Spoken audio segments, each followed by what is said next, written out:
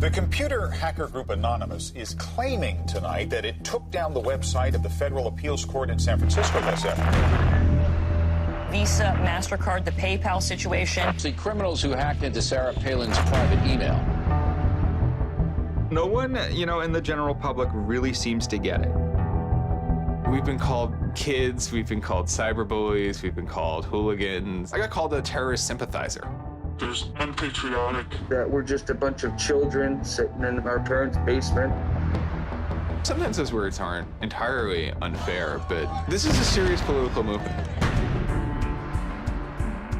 Anonymous kind of was like the big, strong, buff kid who had low self-esteem, and then all of a sudden punched somebody in the face and was like, holy shit, I'm really strong.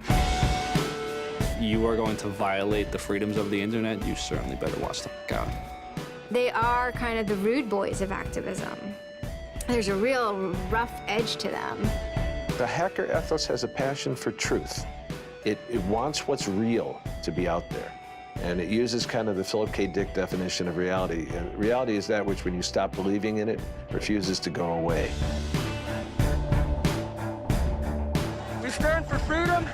We stand for freedom of speech, the power of the people, the ability for them to protest against the government. No censorship, especially online, but also in real life. It's one voice. It's not individual voices. That's why we don't show our faces. That's why we don't give our names.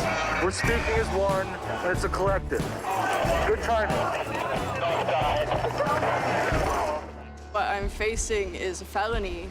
15 years in federal prison and a $250,000 fine. I will not support broad theft of information released to the public, because that's nothing but destructive. He had betrayed the collective. It devastated everyone that he had touched. And maybe it's time for a new law. If I get the chance to do that, then so be it. And if 14 other people that are with me get the chance to do it, then so be it.